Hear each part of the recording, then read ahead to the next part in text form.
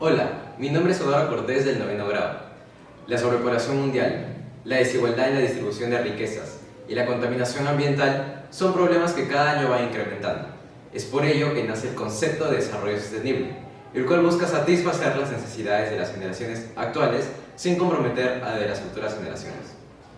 Por ello, alineado a los objetivos de desarrollo sostenible que los países buscan alcanzar en el año 2030, el curso de Química brinda los conocimientos necesarios para poder brindar soluciones que permitan el agua limpia a las personas, conservar los recursos marinos, generar combustibles y energía eléctrica a través de materiales que son considerados como desperdicios. Esperamos que las presentaciones del 9º contribuyan a un mundo mejor.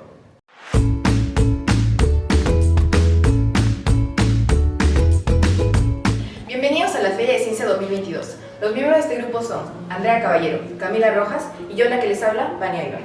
En este caso hablaremos sobre los efectos de diversos tipos de biomasas inertes en la absorción de metales pesados, en este caso plomo, en aguas contaminadas. Y el asesor de este grupo fue el profesor Carlos Jesús Fabián. Esta es nuestra tabla de contenidos. En primer lugar trataremos el planteamiento del problema. Seguiremos con el marco teórico, diseño metodológico, resultados, conclusiones y finalmente las limitaciones y recomendaciones. Ahora empezaremos con el planteamiento del problema. Como se sabe, los metales pesados son altamente dañinos para el cuerpo humano, para los animales y para el medio ambiente. Asimismo, los metales pesados son considerados el zinc, el plomo, el cobre y más, siendo el plomo uno de los más dañinos. Asimismo, como cuenta la OMS, la Organización Mundial de la Salud, una cantidad de metales pesados en el agua sería óptimo de 0.01 ppm, pero actualmente en diferentes ríos y lagos hay una cantidad de 250 ppm, por lo cual industrias y otras formas han intentado reducir esto, pero son demasiado caras y no son tan eficientes, a comparación de un bioabsorbente que es totalmente natural y no daña al medio ambiente.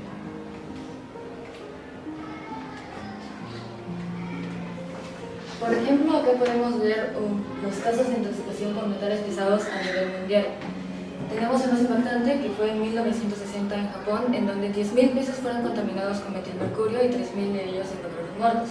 Y vemos que también afecta a las personas, ya que en 1975 en Estados Unidos 200 niños murieron por intoxicación de pinturas con plomo. Es por esto que debemos tener en cuenta este problema. La pregunta de investigación es: ¿en qué medida el tipo de biomasas inertes usadas influye en la reducción de concentración de plomo presente en aguas contaminadas? Y nuestro objetivo es determinar cuáles biomasas inertes usadas remueven mayor cantidad de plomo del agua contaminada. Ahora pasaremos con nuestro marco teórico. Acá se va a mostrar diferentes antecedentes, que son tesis que sacamos de internet, las cuales nos ayudaron a saber qué tipo de biomasa usaríamos para nuestro proyecto. En este caso, el primero tenemos la bioabsorción de algas rojas y cáscara de naranja y tuna. En la segunda tenemos la absorción de metales pesados mediante el uso de cáscara de maracuyá, mediante el uso de cáscara de naranja y empleando tallo de rosas. Toda esta información nos sirvió, como mencioné anteriormente, para saber qué tipo de material que ya se ha usado previamente ha funcionado, y también nos sirvió para saber más información sobre el material y más información sobre el proceso. Pasamos ahora con las bases teóricas y empezaremos con el concepto de sostenibilidad. La sostenibilidad consiste en satisfacer nuestras necesidades presentes sin comprometer los recursos de las generaciones futuras. Busca un equilibrio entre el aspecto social, económico, político y el respeto al medio ambiente. Justamente existen estos 4 tipos de sostenibilidad.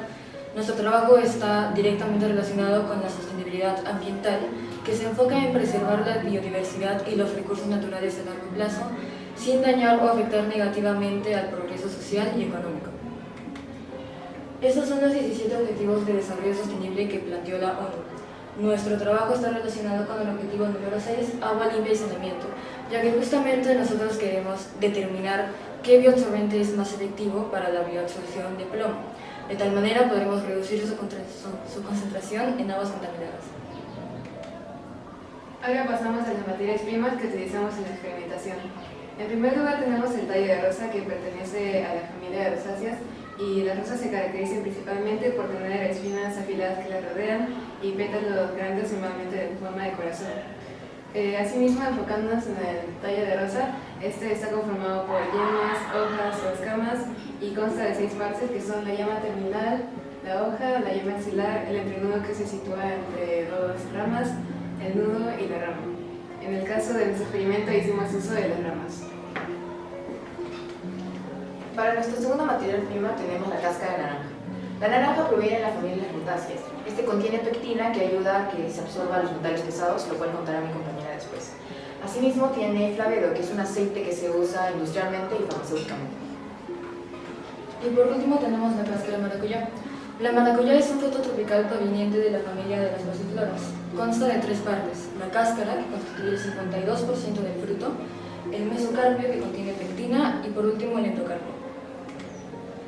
La pectina es una sustancia soluble en agua que se localiza en los tejidos o en la pared celular de algunas plantas ácidas, como por ejemplo la maracuyá o la naranja. En nuestro caso, la bioabsorción se da por intercambio iónico, en donde los cationes de los metales pesados se adhieren a los sitios aniónicos de la pectina. Es por esto que el uso de pectina o de sustancias que contienen pectina se sugieren como bioabsorbentes de metales iónicos como el plomo o el cadmio. Ahora pasamos al concepto de la bioabsorción. Este es un fenómeno superficial, es decir, que ocurre en la superficie en el cual participan ambos el absorbente y el absorbato. Que una vez tenga contacto, el absorbato se adhiere del absorbente, es decir, que se pega a la superficie del material de este. El absorbente es el material encargado de capturar sustancias, ya sean moléculas, átomos, iones, mientras que el absorbato son unas partículas capturadas por medio del absorbente. En nuestro caso, la bioabsorción se da por medio de intercambio iónico y se le dice como bioabsorción porque justamente estamos usando biomasas, que son materias orgánicas no dañinas para el medio ambiente, que son fáciles de conseguir. Continuamos con el concepto de los metales pesados. Estos son elementos químicos que presentan una densidad relativamente alta y tóxica. Sin embargo, es importante recalcar la clasificación de estos elementos, puesto que hay un grupo de ellos que aún si tengan una densidad alta, pueden llegar a ser fundamentales para los humanos, por lo cual se les denomina como elementos esenciales.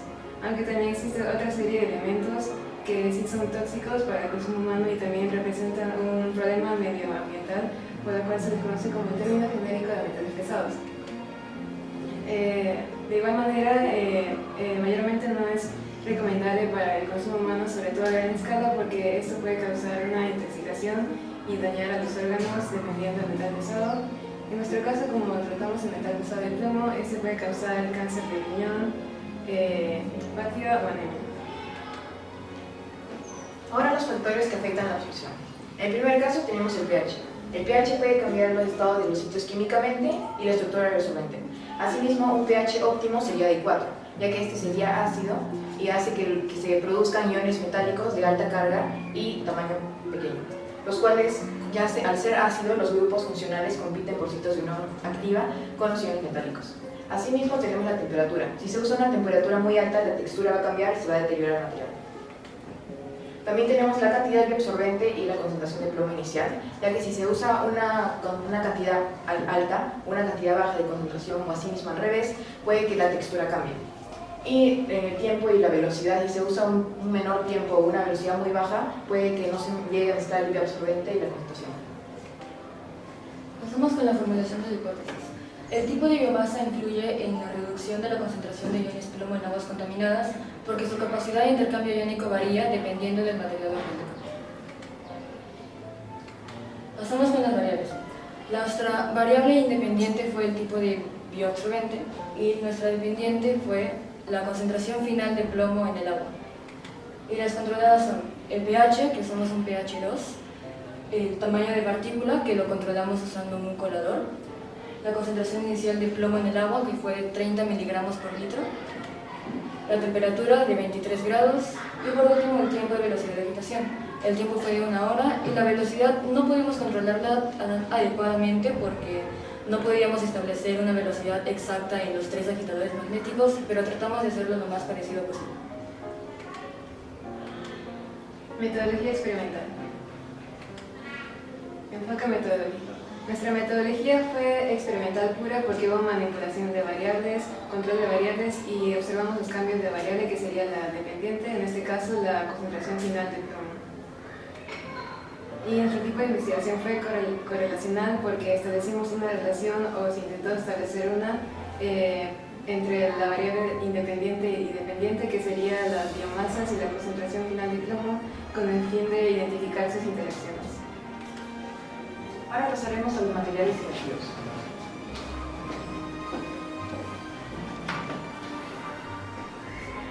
Primero tenemos aquí la cáscara de naranja, la cáscara maracuyá y el tallo de rosas.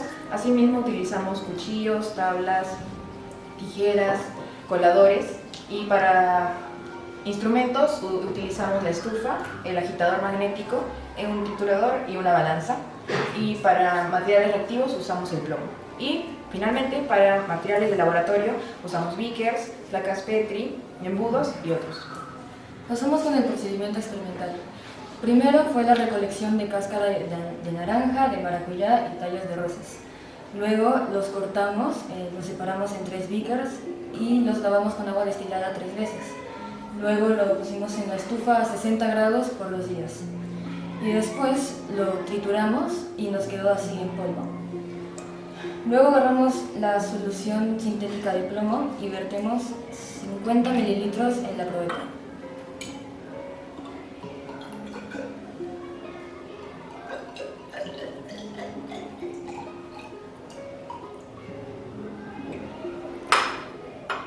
Y esto lo agregamos al beaker.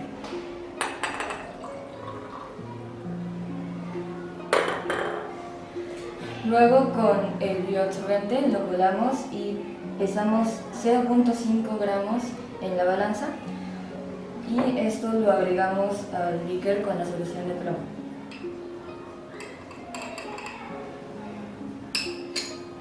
Colocamos la pastilla magnética adentro y encendemos el agitador.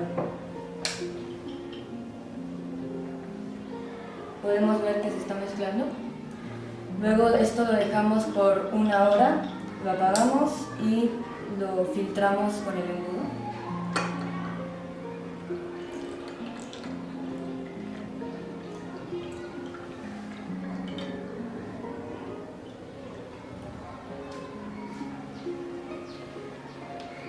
Y la solución que resultó lo mandamos al laboratorio para los resultados.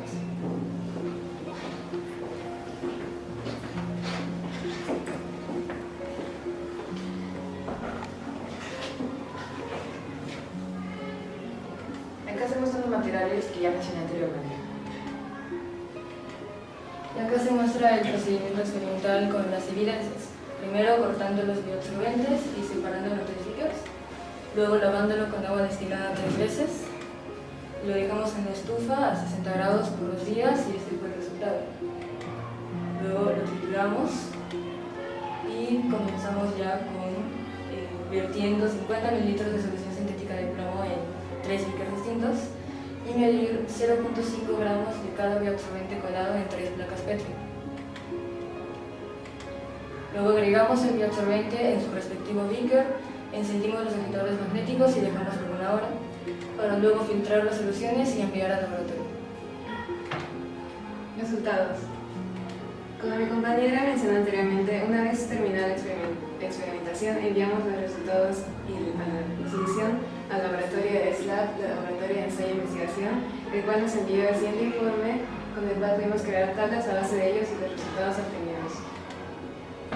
La primera tabla trata sobre los tipos de bioabsorbentes que ya se mencionaron anteriormente.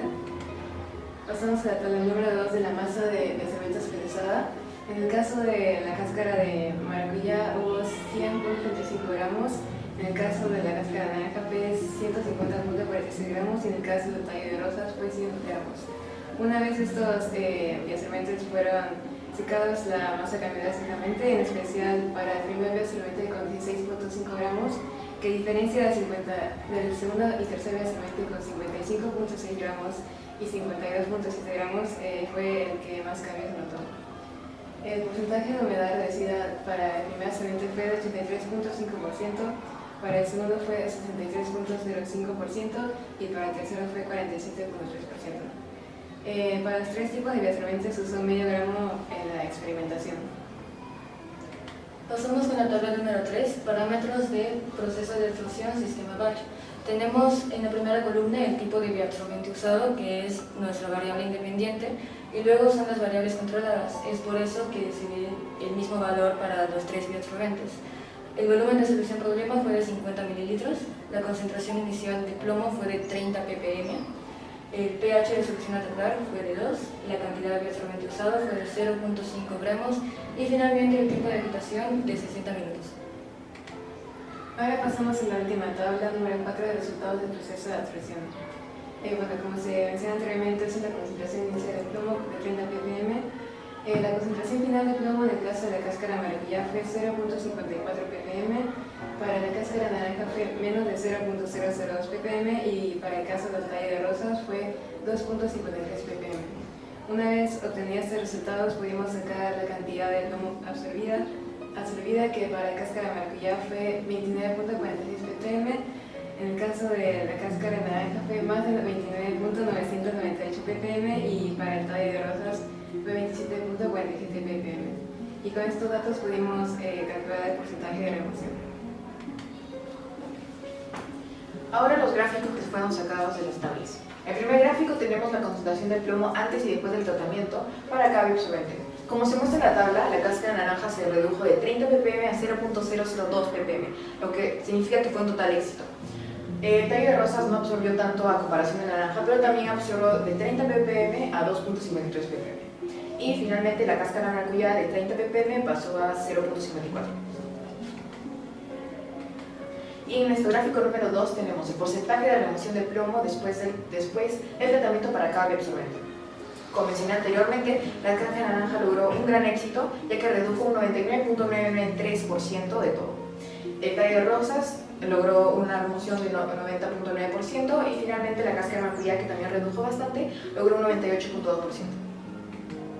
Ahora pasamos con las conclusiones.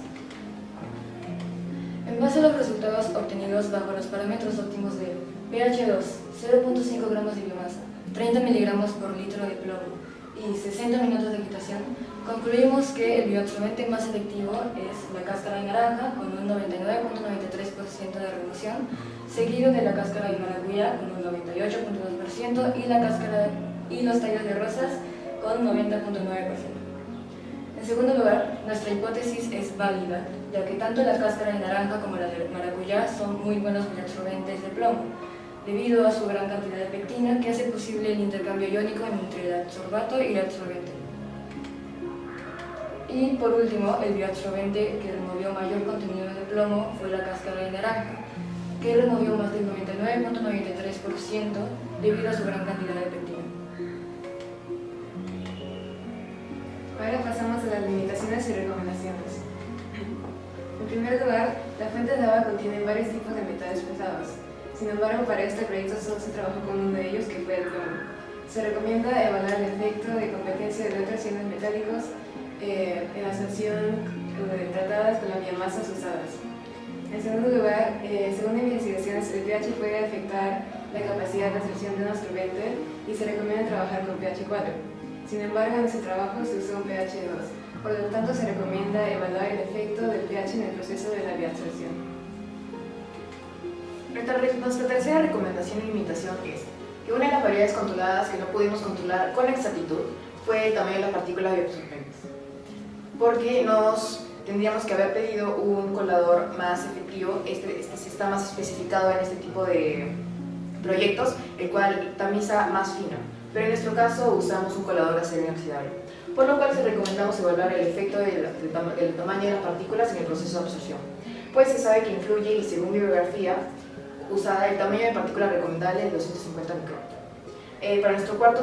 Para nuestro proyecto trabajamos con cantidades reducidas, es decir, usamos como 30 miligramos por litro de plomo, por lo tanto sugerimos realizar estudios de factibilidad para evaluar si se puede hacer en gran escala. Y finalmente tenemos que, según bibliografía, se puede mejorar la capacidad de absorción a través de procedimientos químicos, por lo cual recomendamos realizar un tratamiento químico para activar el bioabsorbente con la finalidad de mejorar su capacidad de absorción. Estas son las fuentes de información.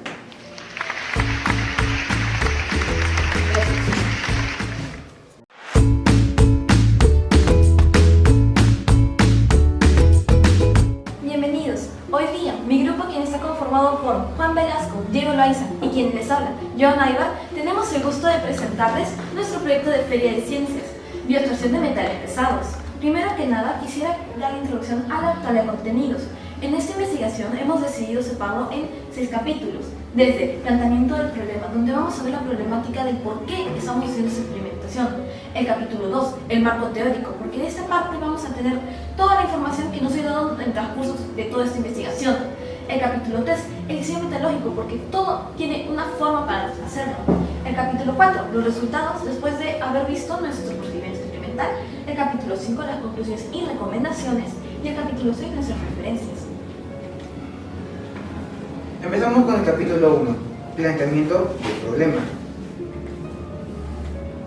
Muy bien, para nuestra investigación, evidentemente necesitábamos una problemática a solucionar. En este caso hemos escogido la problemática de las aguas contaminadas con metales pesados. Esto es un problema que sobre todo al Perú le afecta. Si tenemos en cuenta de que somos un país minero, no podemos dejar de mencionar los desechos de relaves, entre otros. Y las aguas contaminadas por esos relaves tienden a tener también metales pesados, tales como el plomo, el zinc, el cobre, mercurio, entre otros. ¿Por qué es tan importante tener que removerlos? Bueno, ya que estos, en primer lugar, son muy difíciles de remover dentro del organismo, y además de que si no son removidos a tiempo, a largo plazo, pueden generar problemas a la salud. Por ejemplo, he aquí un riñón afectado por los metales pesados. Para esta investigación, nosotros nos centramos en el sulfato de plomo, el cual también es muy común encontrar en estos tipos de aguas contaminadas. Entonces, gracias a la problemática que expuso Juan, nos planteamos una pregunta de investigación para poder solucionar este problema, la cual es: ¿en qué medida un tipo de bioabsorbente puede influir en la cantidad removida de metales pesados, en este caso el ion de plomo, en aguas contaminadas? Y los objetivos. El objetivo general de esta investigación sería determinar cuál es el mejor tipo de bioabsorbente para poder remover los metales pesados de aguas contaminadas, y específicamente sería identificar el porcentaje exacto de cuál fue la cantidad removida del plomo, de los metales pesados, de las aguas contaminadas. El capítulo 2, el marco teórico. Primero que nada, quisiera mostrar nuestros antecedentes, cuáles son dos tesis de universitarios. Primero que nada, nuestro primer antecedente, quien fue escrito por la señorita Marta Izquierdo Sánchez: eliminación de metales pesados en aguas mediante absorción, evaluación de materiales y modelación del proceso. De aquí podemos rescatar la información importante del uso de la mandarina en esta tesis como bioabsorbente. En el segundo antecedente, hecho por Pintado Patalán, Caterina y Estefanía, comparación de la absorción y desorción de metales pesados mediante el uso de magro de maíz en aguas contaminadas. En este caso usaron el choclo, el resto de choclo, no el alimento, por si acaso. Y eso nos dio un poco de inspiración a ver si pueden utilizar cáscaras, en este caso. Y finalizando con la tesis de los Oliver Castañares, Villanueva, bioabsorción de metales pesados mediante el uso de biomasa microbiana. En este caso, la señorita Rosa Olivia usó algas marinas. Y bueno, para este problema también identificamos que podríamos aportar a algunos de los objetivos de desarrollo sostenible propuestos por la ONU, los cuales serían 3. Agua limpia y saneamiento, acción por el clima y vida de ecosistemas terrestres. Primero, agua limpia, ya que obviamente estamos limpiando tipos de aguas contaminadas con diferentes metales pesados. Acción por el clima, porque estamos expandiendo la cantidad de agua que pueda haber para seres vivos. Y vida de ecosistemas terrestres, porque estamos protegiendo a especies que consumen agua, como plantas o animales, para que no se queden sin agua y no se contaminen. Bien, a todo esto vale la pena describir qué es la absorción. Bueno, quisiera empezar mencionando que existen 3 tipos de absorción: absorción física, química y por intercambio de iones. Para esta investigación nosotros vamos a emplear esta tercera forma, el intercambio de iones. También hay que saber que existe tanto un absorbente o un adsorbato. El adsorbato es, para esta investigación, los metales pesados, ya que son aquellos materiales a los cuales tenemos planeados aplicarle este proceso. El proceso de absorción por intercambio de iones, como el propio nombre lo dice, funciona de la siguiente manera. Uno tiene un adsorbente y el adsorbato, como ya mencioné. En este caso, los adsorbatos, que son los metales pesados, se encuentran dentro del agua, contaminándola, evidentemente. Uno, al agregar los adsorbentes, estos van a quedar por la superficie y los adsorbatos dentro del agua. Van a empezar a intercambiar sus iones, lo cual de una u otra medida van a hacer que intercambien de lugares, pasando los metales pesados a la superficie y los bioabsorbentes a la parte del agua. Una vez culminado este proceso es más fácil poder remover los metales pesados y también es más fácil de descontaminar el agua. También he aquí los tipos de bioabsorbentes que nosotros hemos seleccionado. Tenemos las cáscaras de mandarina, cáscaras de limón y cáscaras de plátano. Cada una fue escogido por un propósito, sus propiedades. Por ejemplo, las cáscaras de mandarina suelen contener altas dosis de magnesio carotenoides, por ejemplo, los cuales, según nuestros antecedentes, fueron causantes de que haya altos índices de remoción de metales pesados. Las cáscaras de limón sobre todo tienen ácido fólico, los cuales también son unos excelentes absorbentes para metales pesados. Y finalmente las cáscaras de plátano, ya que debido a contener lignina, hemicelulosa y celulosa, también pueden tener o hacer un buen trabajo a la hora de absorber. Y con la hipótesis a nuestra pregunta de investigación sería que nosotros pensamos que sí, el tipo de bioabsorbente sí influye en la cantidad removida de metales pesados, ya que, como dijo Juan, estos bioabsorbentes tienen diferentes propiedades y estos pueden influir en la cantidad removida. También estas son nuestras variables para la investigación. Las variables independientes son los tipos de bioabsorbentes. Esto ya que no van a sufrir ningún tipo de cambio durante la experimentación. La que sí va a depender es la concentración final de sulfato de plomo en el agua. El nombre de la variable es dependiente. ¿Por qué? Porque precisamente está sujeta a cambios tanto de las variables dependientes como de también nuestras variables controladas. En este caso, variables controladas son todas aquellas que nosotros manipulamos para esta investigación. Cosas como el pH, el tiempo empleado, la temperatura del ambiente, entre otros. Ahora, capítulo 3, nuestro diseño metodológico. Quisiera empezar mencionando que nuestro tipo de investigación es netamente experimental. Esto ya que los experimentos creados fueron hechos precisamente en un ambiente de laboratorio, bajo condiciones creadas a diferencia de estudios de campo. Y también es un tipo de investigación correlacional. ¿Por qué? Sencillo, porque como mencionamos también, buscamos encontrar una relación entre los tipos de bioabsorbentes y la cantidad final absorbida. Ahora vamos a pasar con los materiales. Los bioabsorbentes que seleccionamos fueron la cáscara de mandarina, la cáscara de limón y cáscara de plátano por sus propiedades. Los materiales de laboratorio, estos tres que son el vaso de precipitado, la fiola y la propeta, son para poder medir las cantidades de agua que vamos a utilizar o de líquidos. La tabla y cuchillo para picar, para poder picar los bioabsorbentes. Bolsas Ziploc para poder guardar nuestros bioabsorbentes. Una balanza para poder calcular cuánto pesa cada muestra. Un molino para poder moler las muestras para que hagan efecto más tarde. Un colador para poder quedarnos con las partes más finas de los coladores. Agua destilada para poder lavar las muestras. Un agitador magnético para más adelante remover los bioabsorbentes con las muestras. Y ahora vamos a pasar con el procedimiento experimental. Bueno, ahora sabiendo los materiales, comenzó la parte divertida de todo el experimento, hacerlo. Primero que nada, como se mencionó, seleccionamos nuestros bioabsorbentes. Como ya fue mencionado previamente, fue la cáscara de mandarina, la cáscara de limón y la cáscara de plátano. Primero que nada teníamos que agarrar nuestro bioabsorbente y cortarlo. Para luego de ello, cuando tengamos por lo menos todo el mismo tamaño, vamos a lavarlos en agua destilada. Y no queremos todo el agua destilada o un bioabsorbente todo húmedo, así que para ello es nuestro colador. Y de eso vamos a solamente retirar un poco del agua extra. Luego de ello, de tener el bioabsorbente ya lavado por el agua destilada, vamos a dejarlos en la estufa.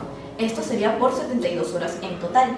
Después de ese tiempo van a estar en la misma forma que la dejamos, pero ligeramente reducida. Su tamaño se ha reducido ya que por el tiempo que estuvo en la estufa. Pero ahora queremos algo que esté en ese estado. ¿Y cómo vamos a llegar a ese estado? Pues bueno, con el bioabsorbente ya fuera de la estufa vamos a molerlo con la moledora. Y luego de ello vamos a tamizarlo, porque solamente queremos las partes más finas de ello, porque todos queremos que estén en el mismo tamaño. Luego de ello, cuando tengamos el bioabsorbente en este estado, Vamos a empezar con la solución. Como acá pueden ver, esta es la solución de sulfato de plomo. Y luego pero son de 100 mililitros, así que necesitamos uno de 30 mililitros, como acá están. Luego de ello vamos a medir, de esta solución vamos a medir 25 mililitros de esa misma. En ello, para luego, con 0.5 gramos que hemos pesado en la balanza, vamos a mezclarlo con el agitador magnético. Como pueden ver, este viene con su propio imán. Luego de ello vamos a dejarlo por 1 hora con las dos muestras de plomo y el biosolvente. Vamos a dejarlo que se mezclen por 1 hora en total. Luego que haya pasado esta hora vamos a filtrarlo todo, porque van a estar los excesos de bioabsorbente y solamente queremos el agua. Porque luego de ello, de haber filtrado todo, vamos a enviar esa misma muestra a un laboratorio. Y ahora damos paso a los resultados. Pero primero que nada quisiera que puedan ver nuestro procedimiento. Este mismo fue el que acabo de explicar, solamente que aquí están las pruebas de que lo hemos realizado en el laboratorio durante todo este curso. Ahora sí, podemos dar entrada al capítulo número 5, que serían los resultados. Capítulo número 4. Los resultados, finalmente. Para este capítulo hemos decidido elaborar una serie de gráficas, las cuales nos van a permitir comprender mejor todos nuestros resultados finales. Aquí quisiera empezar mencionando que esta primera barra de acá representa la concentración inicial de plomo en nuestras soluciones. En este caso eran de 30 partes por millón. Para esta primera gráfica nosotros evaluamos cuál fue el efecto del primer bioabsorbente, la cáscara de limón, quedando como resultado final una cantidad absorbida de 1.4 partes por millón restantes, un excelente porcentaje de remoción. Pero no fue el único que enviamos al laboratorio, definitivamente no. También con la cáscara de plátano. Otra vez, esta es nuestra cantidad inicial de 30 partes por millón, quedando finalmente 5.51 partes por millón. El plátano también llegó a este resultado final debido a sus características. Y quisiera hacer especial mención en las cáscaras de mandarina, porque fueron el mejor bioabsorbente, o por lo menos el que más cantidad absorbió. La cantidad inicial fue de 30 partes por millón, como ya he mencionado, pero la cantidad final se acerca bastante a las 0 partes por millón, gracias a la cáscara de mandarina, quien fue al final del día el mejor bioabsorbente. Entonces, ya analizando los resultados de cada uno de los bioabsorbentes, elaboramos un gráfico que mostraba el porcentaje de remoción de cada uno de los bioabsorbentes. Como pueden ver, la cáscara de mandarina, como dijo Juan, fue el que más absorbió, llegando a un 99%. Luego está la cáscara de limón, que está cercano, y la cáscara de plátano, que fue la que menos absorbió, pero no fue poco, porque como se puede ver, casi roza el porcentaje de 90%. Aquí las conclusiones. Como se puede ver, la característica físico-química que se llevó en los materiales bioabsorbentes determinó un promedio de humedad de 75.98%. También nos dimos cuenta de que nuestros resultados, bueno, nuestra hipótesis estaba correcta, ya que nuestros resultados les indicaban que cada tipo de bioabsorbente tuvo un diferente resultado. Y en promedio estos nos dieron un 90% de remoción de los iones de plomo. Para nosotros, como fue mencionado en la hipótesis, sí, vimos que la mandarina fue el mejor absorbente porque de plomo dio una absorción del 99.996%, casi una absorción perfecta. Y esto fue debido a las propiedades de la mandarina. Y lo que queríamos dejar para el final es que una de las propiedades importantes de la mandarina es que puede alterar plomo del organismo. Las recomendaciones. Esto es para que todos aquellos que decidan a futuro hacer investigaciones, y he aquí algunos consejos que nosotros les damos. En primer lugar, también hay que tener bastante en cuenta el tiempo y el tamaño de las partículas. Sobre el tamaño, nosotros recomendamos que la unidad promedio sea igual o menor a los 250 micrómetros por partícula. También el tiempo de remoción en el agitador magnético es bastante importante, mayor o igual a 1 hora. También recomendamos hacer más test a futuro, pero en este caso ya no en un ambiente de laboratorio, sino más bien en estudios, por ejemplo, de campo. También recomendamos probar estos bioabsorbentes en otros tipos de iones metálicos, ya que su efectividad podría variar en otros tipos de metales pesados, ya que solo probamos con el ion de plomo. Y también evaluar su efecto con diferentes niveles de pH, ya que nosotros lo probamos con el nivel de pH 2, pero literatura científica indica que para este experimento deberíamos utilizar un nivel de 4. También recomendamos realizar un nuevo ciclo de absorción, además de hacer estudios de factibilidad para evaluar el proceso de absorción a gran escala, y también un tratamiento químico para activar el material otra vez para mejorar su capacidad de bioabsorción. Y para finalizar, Ahora vamos a pasar con las fuentes de información, donde recolectamos la información para todo este experimento, citadas en APA 6.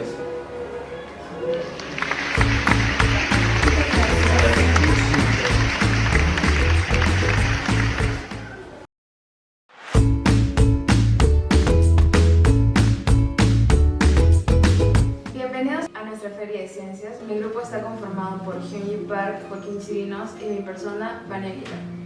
El día de hoy vamos a presentar la bioabsorción de metales pesados. Ahora damos paso a la tabla de contenidos. Para este proyecto lo hemos dividido en 5 capítulos. En el primer capítulo, el planteamiento del problema, vamos a hablar sobre por qué este experimento es importante y también definir nuestros objetivos para este experimento. En el marco teórico vamos a definir algunos conceptos y teorías que son importantes de tomar en cuenta durante el experimento, y en el diseño metodológico les vamos a mostrar el paso a paso todo este proceso. Una vez que recibimos nuestros resultados, realizamos un análisis de estos y se los vamos a mostrar. Y finalmente, en el capítulo 5 les mostraremos nuestras conclusiones, nuestras recomendaciones y también todas las limitaciones que tuvimos durante este proceso. Pasando con el capítulo 1, que sería el planteamiento del problema. Como todos ya sabemos, el agua es un recurso vital para nuestra vida, ya sea para nuestra higiene, para nuestra alimentación, entre otros. Se ha desarrollado un problema, y es que a lo largo de los años se ha incrementado la tasa de producción de metales pesados y extracción.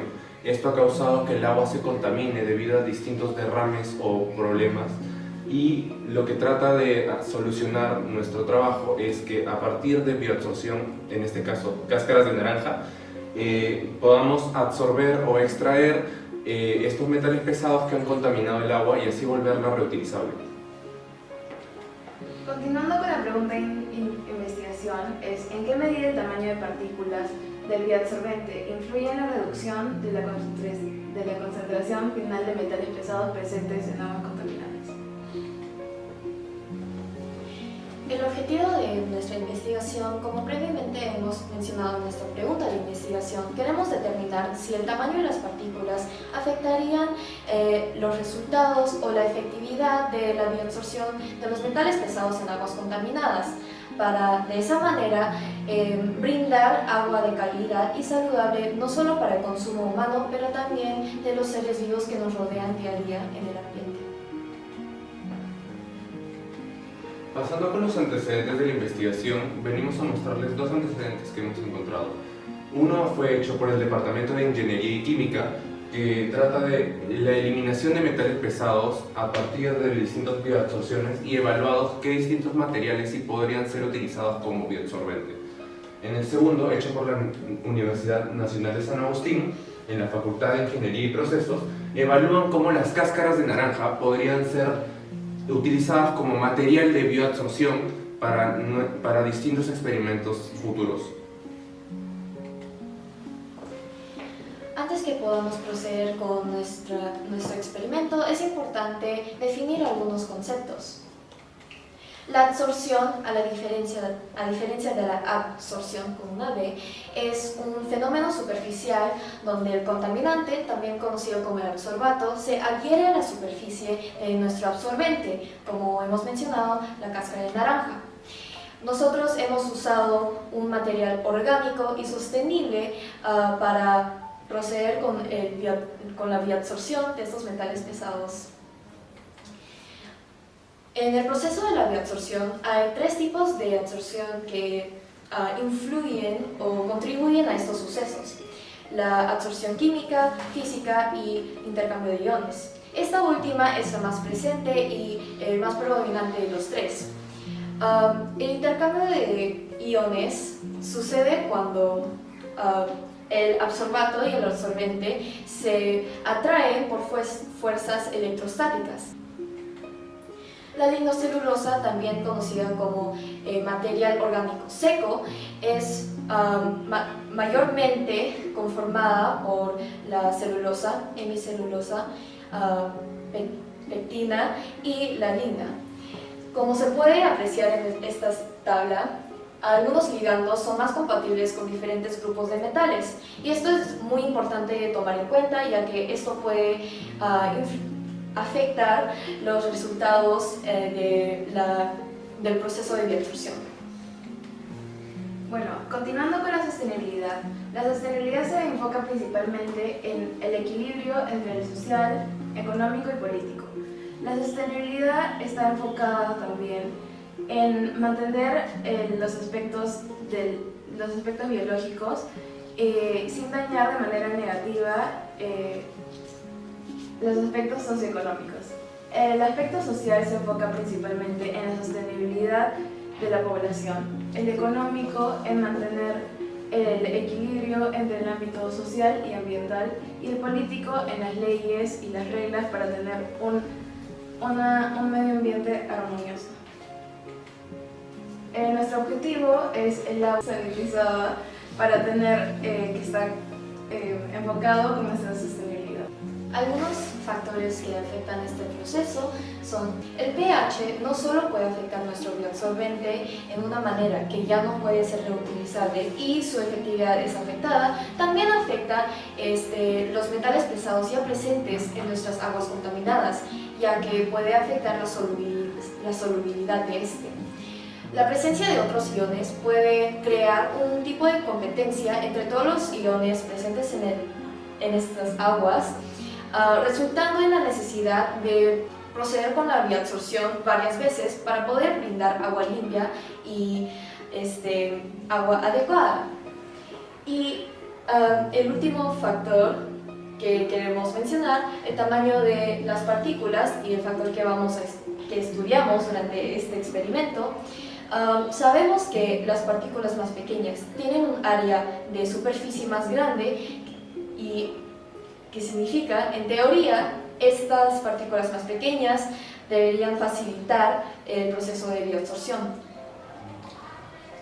Relacionado con esos factores ya mencionados, desarrollamos nuestra hipótesis. Nuestra hipótesis fue: el tamaño de partículas del bioabsorbente utilizado influye en la reducción de concentración final de metales pesados presentes en el agua contaminada, debido al tener partículas más pequeñas quedan expuestas a sitios más activos. Se incrementa el área de contacto, por lo cual es más efectiva la remoción de metales. Continuando con las variables, la variable independiente es el tamaño y los diferentes tamaños de las partículas del bioabsorbente, que en este caso son las naranjas, y los metales pesados sobre el agua. Nuestras variables controladas fueron la temperatura, ya que mencionamos que la temperatura puede afectar gravemente la efectividad de la bioabsorción. Lo hemos mantenido a la temperatura ambiental para poder prevenir complicaciones en la analización de los resultados. Por esa misma razón, también hemos controlado el tiempo de agitación, cual fue 1 hora. Y de una manera similar, también controlamos la concentración de nuestro metal pesado, cual fue el plomo, en estas aguas, cual fue 30 ppm en 50 mililitros. Pasando con nuestro capítulo 3, el diseño metodológico, El tipo de investigación fue correlacional. Esto queríamos ver las relaciones entre nuestros factores, nuestras variables y nuestra pregunta de investigación. El tipo de investigación experimental se basa en todo el proceso experimental que hemos realizado a lo largo de nuestro trabajo. Esto siendo demostrado en nuestras conclusiones.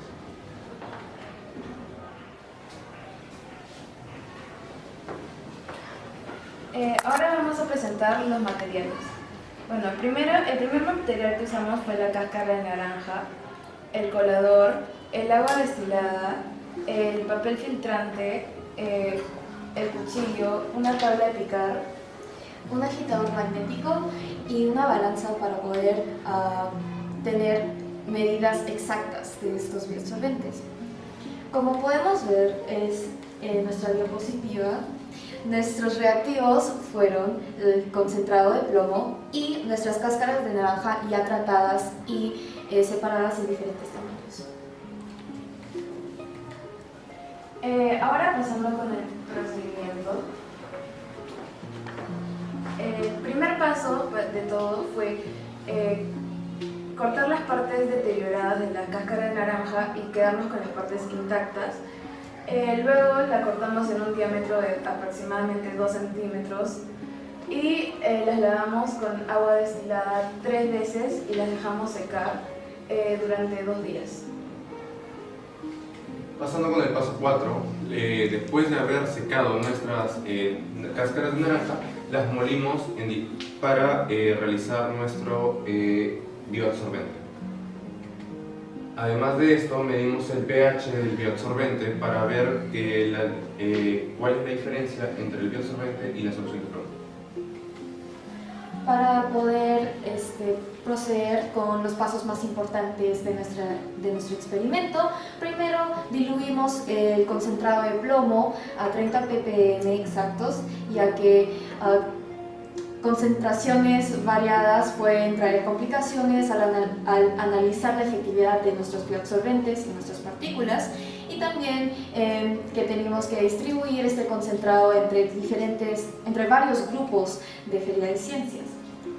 Luego hemos preparado nuestro material bioabsorbente y lo hemos separado en 3 tamaños. Tamaño grande, que es más o menos el tamaño de una uña.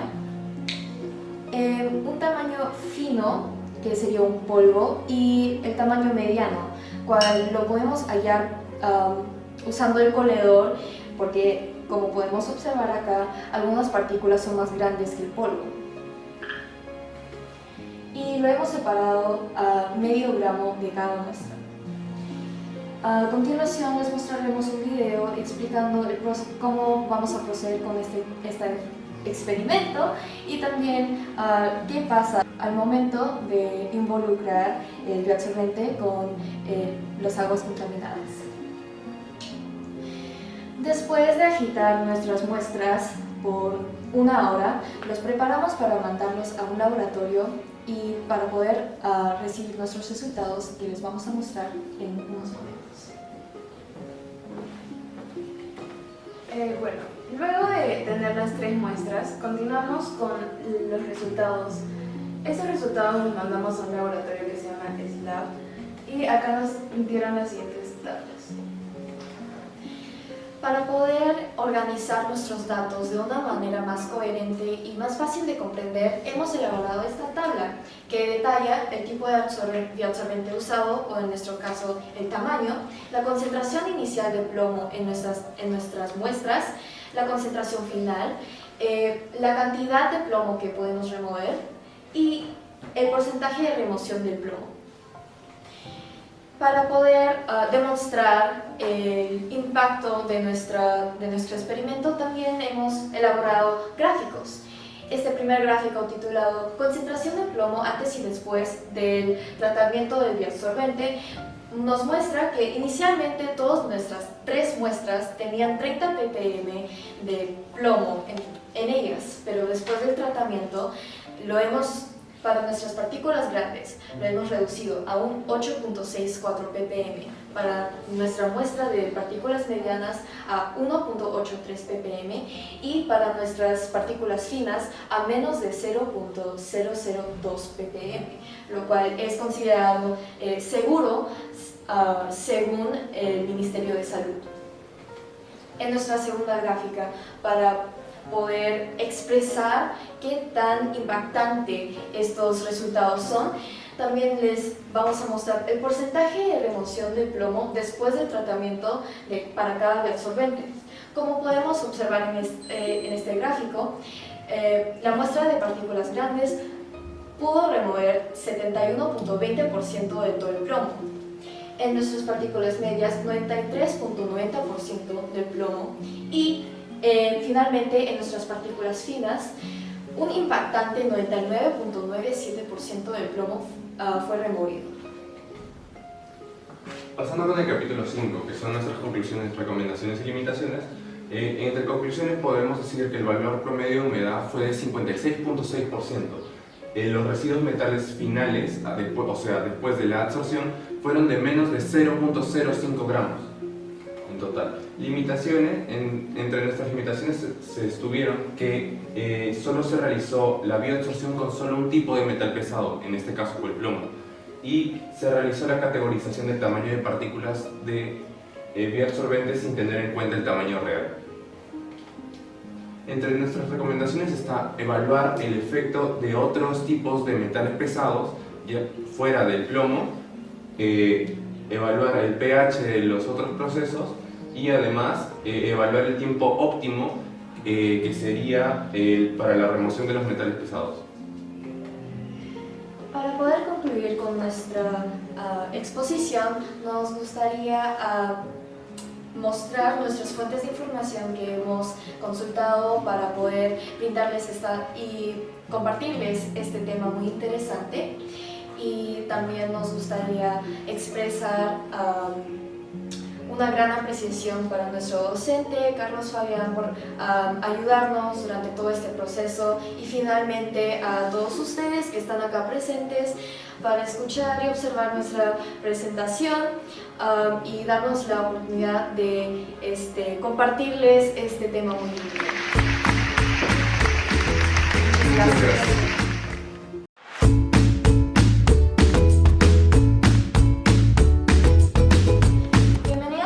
Comunidad Rayana. El día de hoy el grupo que va a presentar está compuesto por Leticia Navarrete, Héctor Cortés y Gemily Díaz. Este proyecto está asesorado por Carlos Jesús Fabián Arevalo. El proyecto está titulado como evaluación del acto como coagulante natural preliminar a fluidez del agua. Este está separado en 6 capítulos, el cual va desde el planteamiento del problema hasta las fuentes de información. Para abrir nuestro primer capítulo quisiéramos compartirles una cita de Napoleón Bonaparte, quien famosamente dijo: no se aprecia el valor del agua hasta que se seca el pozo. Aunque nosotros estamos conscientes que él dijo esto en un contexto completamente diferente, hablando sobre estrategias militares y los recursos necesarios para esta, nosotros hemos decidido apropiarnos de esta cita a través de una óptica más literal, interpretándola como una reflexión acerca de la importancia del agua para el desarrollo de la comunidad humana. Ahora vamos a hablar sobre nuestro capítulo 1, que vendría a ser el planteamiento del problema. Para esto vamos a hablar sobre nuestra primera gráfica, que vendría a ser la gráfica 1, que se centra en el agua y el desagüe en nuestro departamento del Perú. Esta gráfica data de 2003 hasta el 2009. Como pueden apreciar, acá Ucayali está en menos 20, por lo cual quiere decir que no cuenta con esos servicios. En cambio, podemos apreciar que Ayacucho está entre el nivel más alto, por lo cual cuenta con más de esos servicios. Aunque ustedes pueden suponer que esta tabla es completamente incierta o es falsa, es totalmente verídica. ¿Y esto por qué? Bueno, ¿por qué pueden suponer que es falsa? Bueno, porque Lima está más cerca que Ucayali. Y eso no es así. Es debido a que porque las zonas rurales cuentan con formas alternativas de poder conseguir agua, que vendrían a ser los pozos vírgenes, y también tienen una menor densidad poblacional, pueden tener más agua. En cambio, nosotros que venimos en zonas urbanas, al tener mayor densidad poblacional, también que usamos de forma ineficiente el agua, tenemos menos de esta cantidad. Ahora veremos la descripción del problema. Una de las principales características del agua es el solvente universal. Sin embargo, ¿qué es esto? de lo que arrastran las lluvias, las cuales vendrían a ser las partículas de la Tierra, las cuales a lo largo del proceso se pueden suspender, se pueden disolver, entre otras cosas. Sin embargo, ¿qué es lo que pasa si es de que nosotros en nuestra vida cotidiana lo usamos o lo llegamos a ingerir? La Tierra, al estar sucia, tiene diversas bacterias, las cuales a nosotros nos pueden influenciar en nuestro organismo. ¿De qué manera? Nos pueden dar enfermedades gastrointestinales, fiebres, entre otras cosas. Siguiendo el curso natural de nuestra investigación y después de habernos planteado el problema, formulamos la siguiente pregunta de investigación, que vendría a ser: ¿en qué medida la cantidad de coagulante natural usado influye en el grado de turbidez del agua tratada con este? Ahora venimos a hablar sobre nuestro objetivo general, el cual es determinar la cantidad ideal de mucílago para poder reducir el grado de turbidez del agua. Pasando con nuestro objetivo específico, el cual vendría a ser determinar la relación que existe entre el mucílago empleado en el tratamiento del agua y la efectividad con la que este ha sido clasificado. Ahora pasaremos con el capítulo 2, el cual vendría a ser el marco teórico.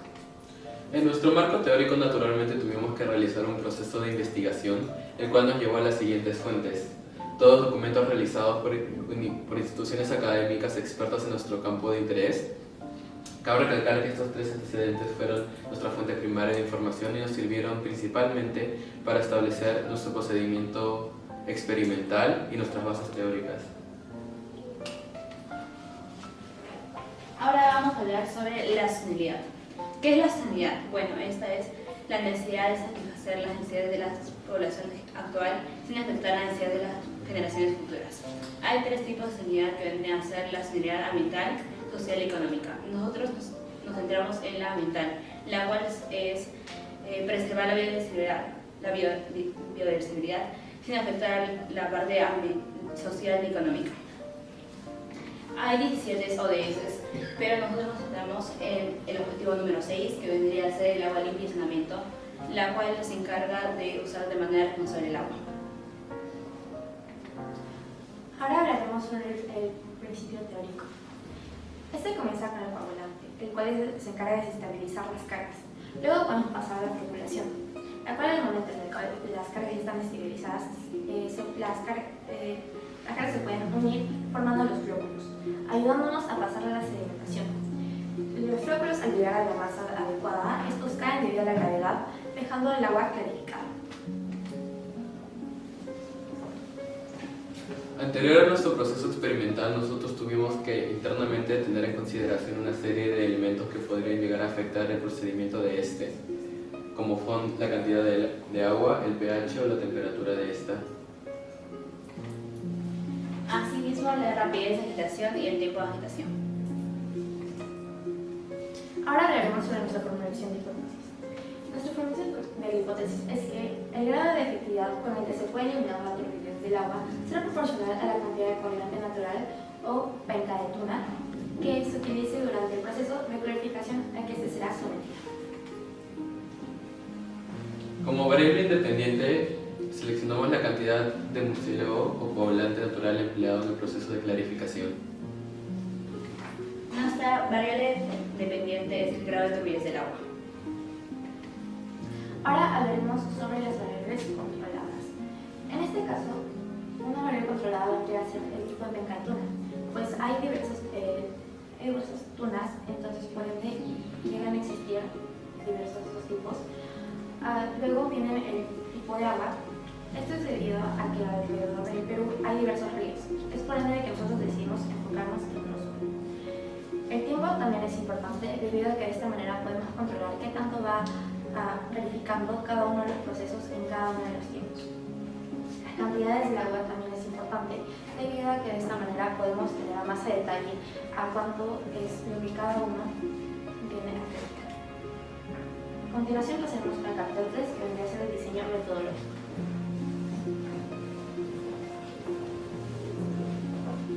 Para nuestro proceso experimental, nosotros tuvimos que hacer uso de diversos materiales, como fueron el agua turbia, que fueron nuestras muestras que íbamos a clarificar, la probeta, la píldora de agitación en conjunto con el agitador magnético.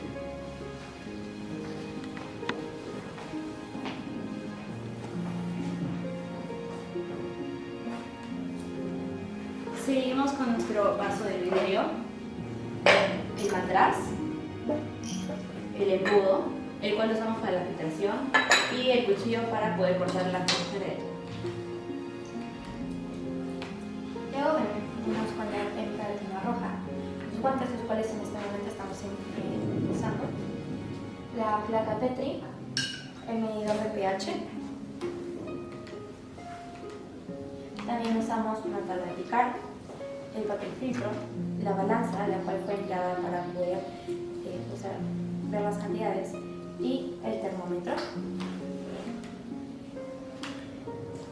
Ahora, en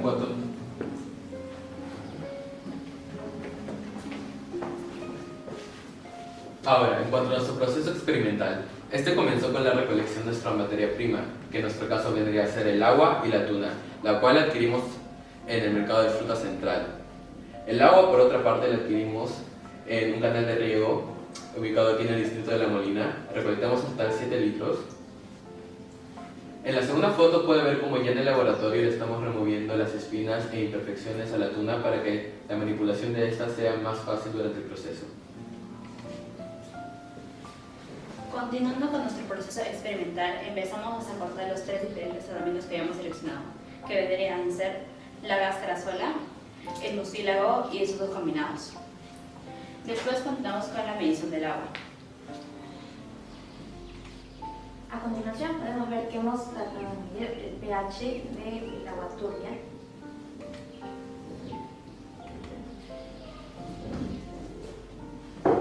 Y para este primer tratamiento, en el cual usamos 400 mililitros de agua y solo variaban los tipos de corte de tuna, aquí podemos ver cómo estamos colocando el coagulante en cada una de las diferentes muestras.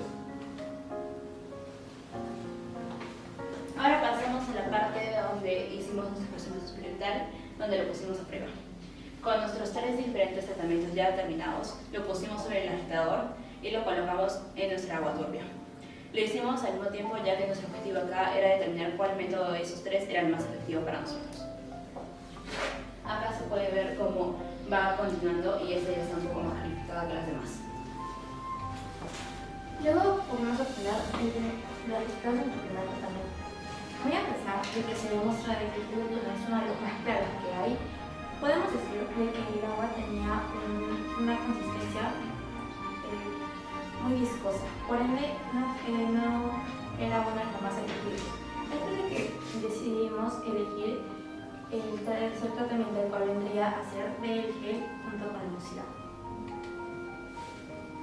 Aquí estamos realizando el segundo tratamiento. Como pueden ver, ya hemos elegido como variable repetida el coagulante con la cáscara de la tuna.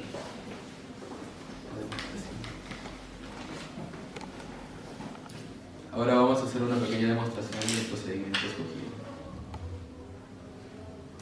Acá pueden ver cómo mi compañera está colocando la meca de tuna en el tratamiento seleccionado, que vendría a ser el mucílago con la cáscara de tuna. Para este tratamiento usamos pedazos de tuna de aproximadamente 1 centímetro por 1 centímetro. Primero tenemos que poner la placa Petri. Esto usándolo como base para poder tomar las medidas de los gramos que vamos a emplear. En este caso vamos a emplear de 1.5.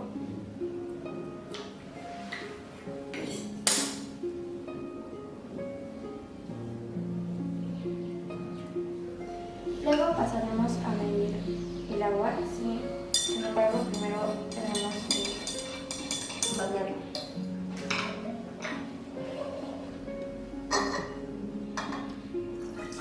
La cantidad de agua que estamos usando va a ser de 200 mililitros.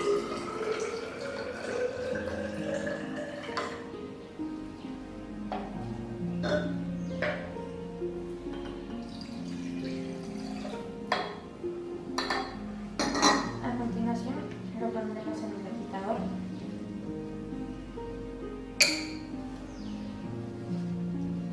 Y por último, aplicaremos la cáscara junto con el mucílago. Y lo tendremos a un nivel bajo.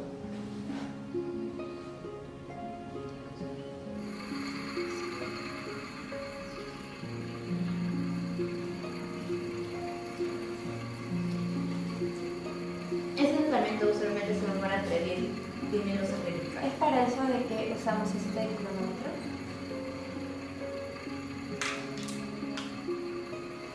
De esta manera vamos controlando el tiempo. De hecho, aquí podemos ver cómo es de que ya va clarificando un poco, muy a pesar de que ya ha pasado unos 15 segundos. Aquí podemos ver otro de los procesos donde está clarificando el agua. Ya luego podemos tener los resultados del segundo tratamiento. Aquí podemos ver de que tuvimos que jugar por los valores de vida que teníamos entre 10, 6 gramos y 8.7, debido a que ya sabíamos cuál es el mejor tratamiento que íbamos a usar. Aquí podemos ver cómo estamos midiendo los tratamientos de las cantidades para el tercer tratamiento, que vienen a ser de 1.5 gramos y 10 gramos. 1 gramo, perdón.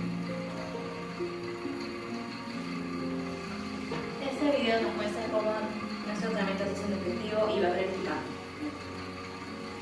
Aquí ya podemos tener el tercer resultado. Como ya les dije, en el proceso que estamos realizando estamos viendo de 1.5. Pues muy a pesar de que tuvimos entre 1 hasta 0.5 gramos, podemos ver que el más efectivo o el que clarificaba más era el de 1.5 gramos. Ahora a continuación pasaremos con el capítulo 4, que vendrían a ser los resultados.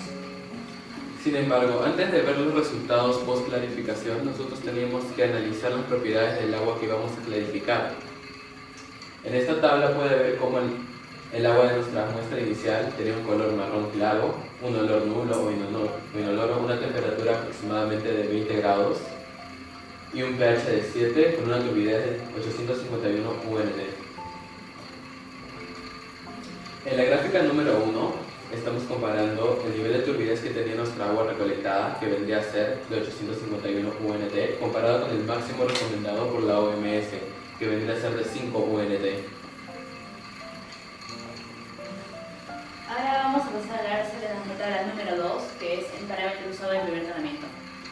Acá usamos 400 mililitros de agua por 26 gramos en cada uno de estos 3 tratamientos, a una velocidad de meter por 10 minutos y baja.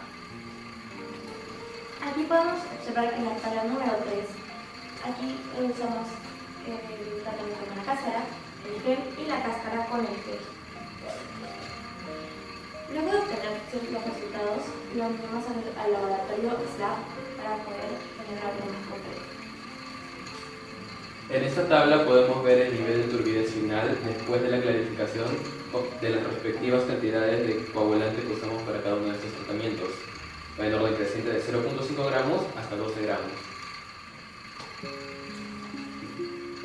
En este gráfico podemos ver las cantidades de turbidez con la que terminaron todas nuestras muestras dependiendo de su cantidad, también en orden creciente. Pasamos al gráfico 3, que también está colocado en orden creciente y también podemos ver la efectividad con la que este fue determinado. Podemos ver que el de 1.5 fue mejor, con 1.49, siendo el más bajo determinado por la OMS, que sería de 5. En cambio, el de 8 gramos es el mayor, que con 5.36 no alcanzó los parámetros.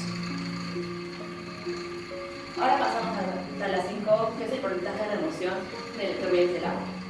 Como ya mencioné anteriormente, el mejor tratamiento fue el de 1.5 gramos, que logró remover el 99.82% de turbidez. En cambio, el peor solamente logró remover el 99.37%. A continuación podemos ver el gráfico 4, el cual esto va desde el 0 hasta el 120%. Aquí podemos ver de que el más cercano era el 1.5 gramos. Sin embargo, el 0.5 también estaba muy cerca, a pesar de que solamente se llevaban por 0.01%.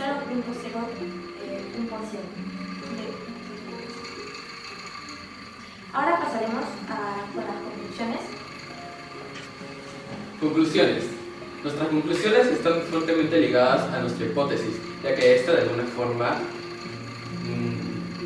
justifica la veracidad de esta. Nuestra hipótesis fue que el grado de efectividad con el que se puede eliminar la turbidez del agua será proporcional a la cantidad de turbidez que se utilice para clarificar esta. Y demostrado por nuestro proceso, como habrá podido ver en nuestras gráficas, nuestra hipótesis vendría a ser incorrecta, ya que el grado de efectividad con el que se eliminó la turbidez del agua va disminuyendo al aumentar la cantidad de coagulante. Nuestros objetivos fueron determinar la cantidad de mucílago más efectiva para la reducción de la turbidez del agua y determinar la relación que existe entre el mucílago empleado en el tratamiento del agua y la efectividad con la que este está clarificado. Para nuestro primer objetivo podemos ver que la cantidad más eficaz para clarificar nuestro proceso, nuestra agua, fue de 1.5 gramos. Y la relación que existe entre esta es que mientras menos coagulante, aunque sea en nuestro proceso, aunque sea en nuestro contexto, nuestras medidas, va a ser mayor la clarificación. Ahora pasamos a la parte de recomendaciones. Nosotros recomendamos aumentar el uso de coagulante en zonas de aguas puros, pues tiene más esencialidad para remover la turbidez del agua.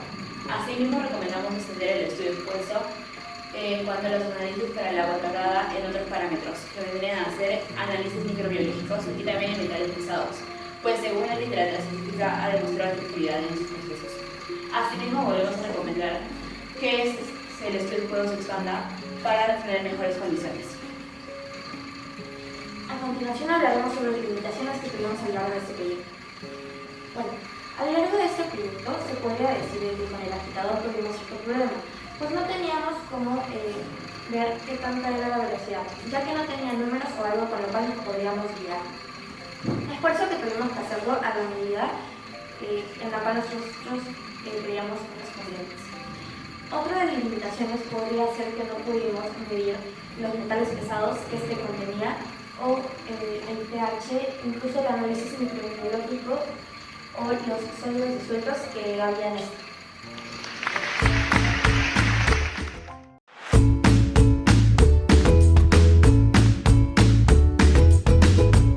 Bienvenidos a nuestro proyecto de Feria de Ciencias.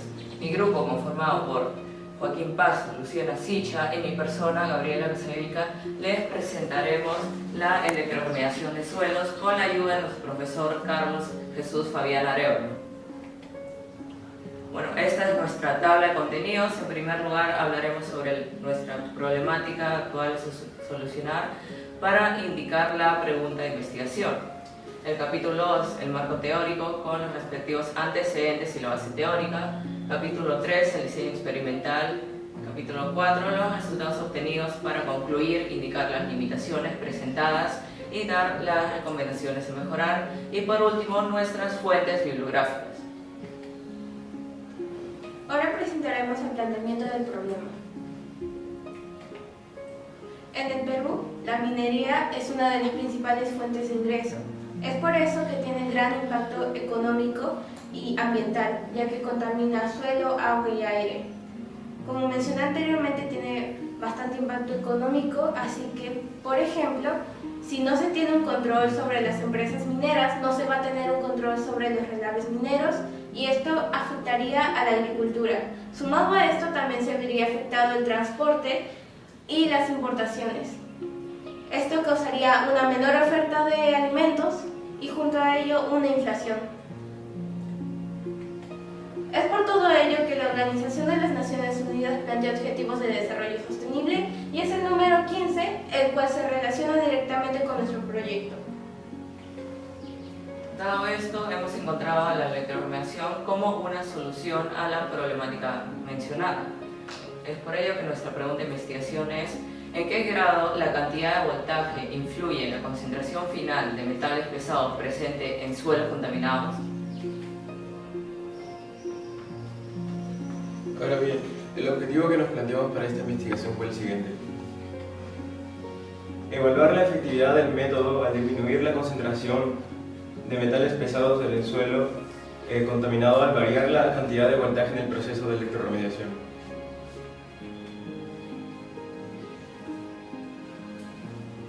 Ahora presentaremos el marco teórico, donde indagamos diversas fuentes para sustentar nuestro trabajo y elaborar una hipótesis y las variables. Presentaremos 3 antecedentes hechos por estudiantes universitarios. El primer primer antecedente fue una tesis brindada por nuestro profesor titulada Electroremediación para la disminución de plomo en relaves mineros en Cajamarca. Esta tesis fue elaborada por estudiantes universitarios de la Universidad Privada del Norte en el año 2016. Bueno, el propósito de su trabajo fue evaluar la remoción de plomo en función de la concentración del ácido acético por electroremediación. Esta tesis nos brindó explicaciones, teorías y conceptos a fin de sustentar nuestro proyecto.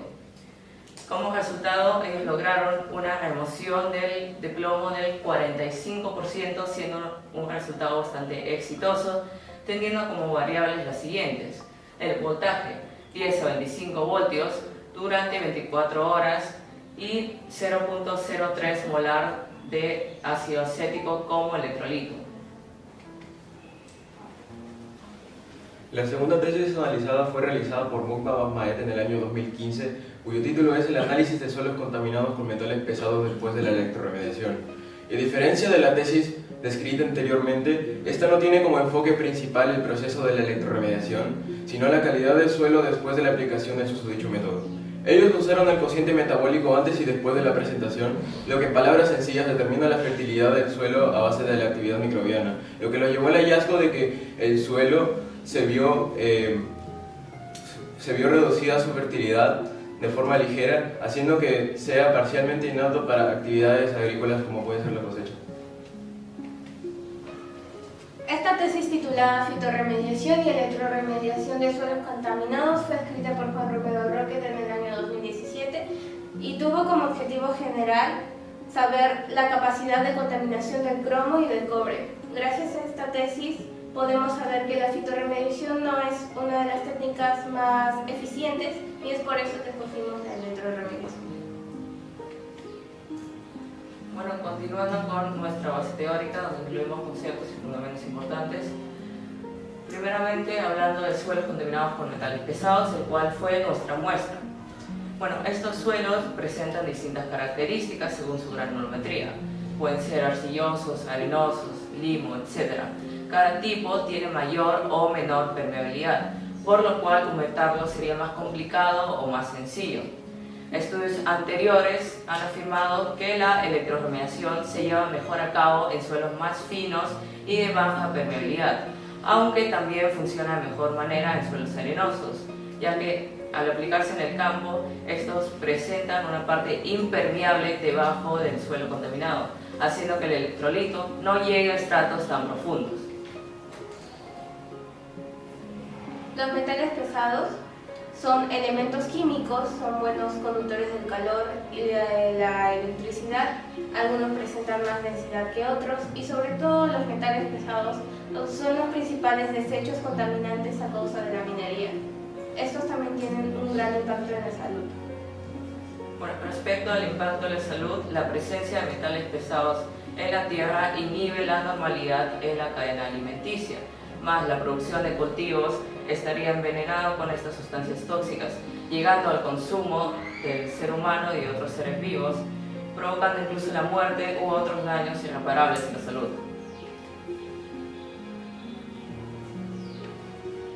Ahora bien, de acuerdo con el Decreto Supremo número 011 dictado por el Ministerio de Ambiente del Perú, y como pueden ver en pantalla, estos son los límites de miligramos de distintos metales pesados por kilogramo de suelo.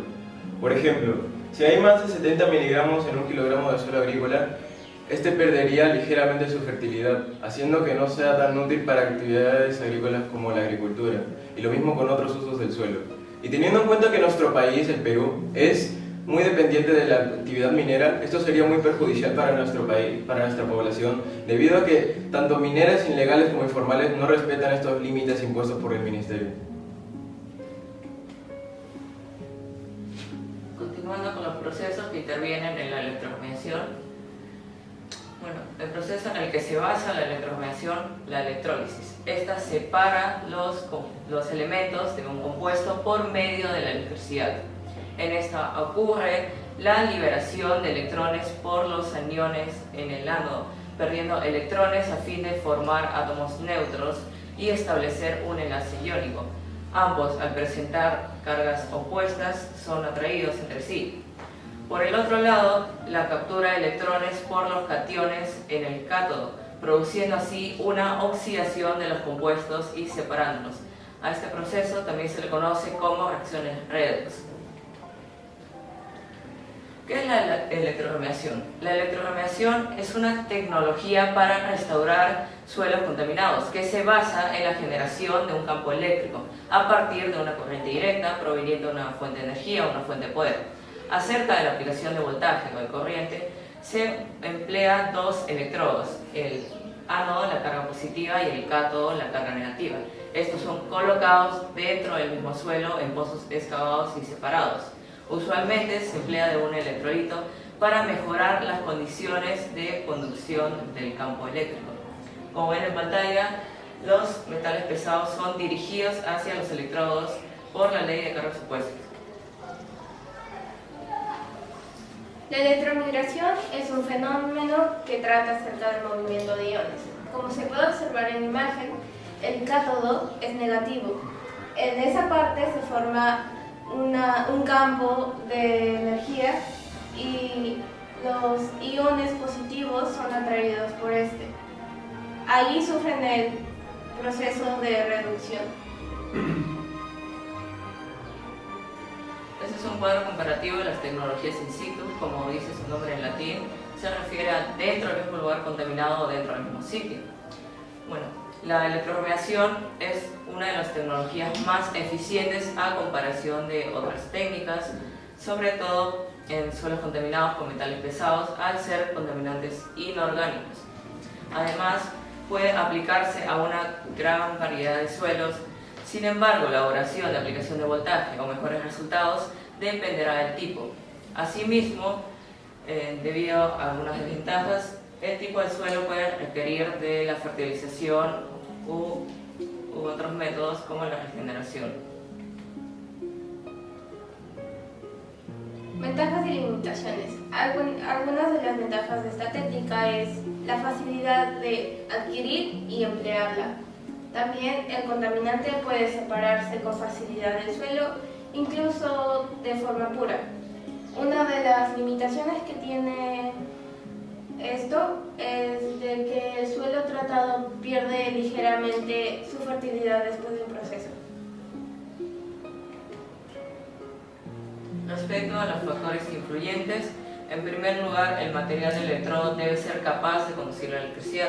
Es por ello que se recomienda materiales inertes o inoxidables. La cantidad de humedad. Bueno, el contenido de agua debe ser lo suficientemente alto para un mejor paso de los iones, o en otras palabras, una mejor movilidad del contaminante hacia los electrodos. Y por último, el pH también influye, ya que si suceden cambios súbitos de pH, generará reacciones no deseadas de los metales pesados. Para una remoción exitosa, se debe mantener la muestra a tratar en solución y evitar esos cambios.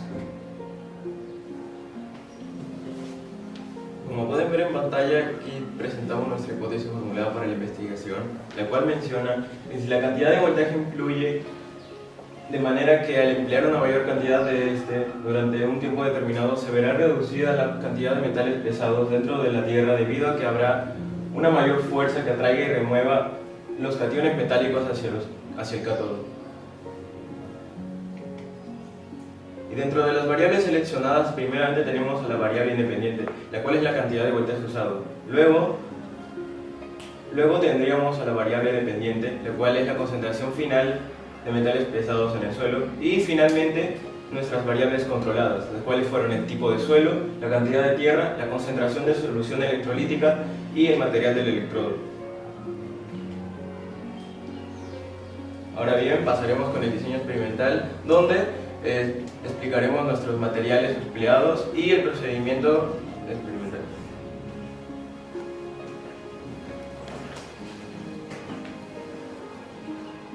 Primeramente tenemos a los dos electrodos que nos ayudaron a separar los metales del suelo, dos láminas de cobre. Luego la fuente de poder, que fue quien nos brindó el voltaje para poder realizar este procedimiento. Luego nuestra muestra de suelo contaminado, que sería básicamente el punto, sería básicamente lo que usamos para realizar esta investigación. Una balanza que fue donde básicamente pudimos pesar diversas cosas, como puede ser el peso de nuestra muestra. Una espátula cuya función fue básicamente remover nuestra muestra ya analizada de la caja de acrílico, que sería donde realizamos todo nuestro procedimiento. Un voltímetro que, como su nombre menciona, nos sirvió para medir la cantidad de voltaje que usamos en nuestra muestra. La solución, el agua destilada para luego poder realizar nuestra solución de ácido acético, que eventualmente lo servimos para aumentar nuestra muestra. Papel filtro para evitar que se mezclen los materiales, la muestra del suelo contaminado, los electrodos y el agua. Y nuestros materiales para realizar apuntes, como puede ser un cuaderno o una laptop.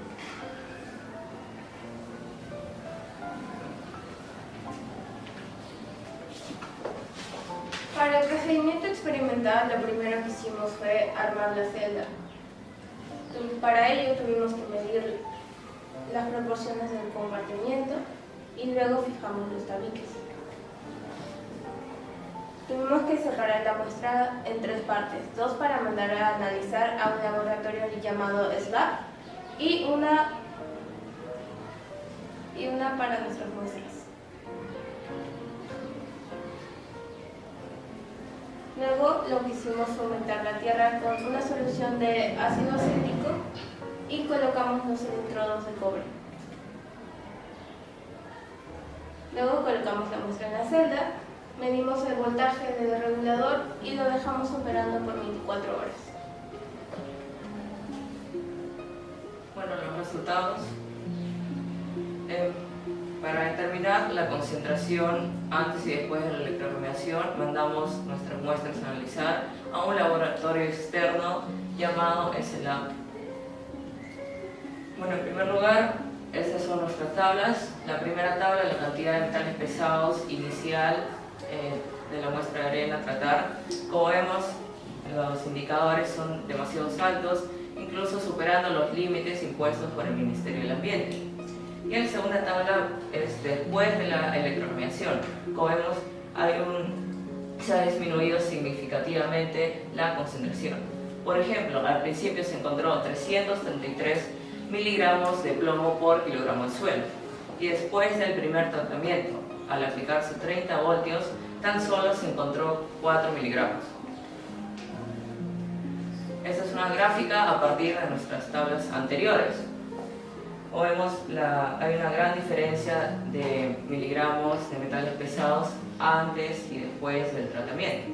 Respecto a ambos tratamientos, con una diferencia de 20 voltios, en el segundo tratamiento, al aplicarse 10 voltios, la efectividad de la remoción es ligeramente menor.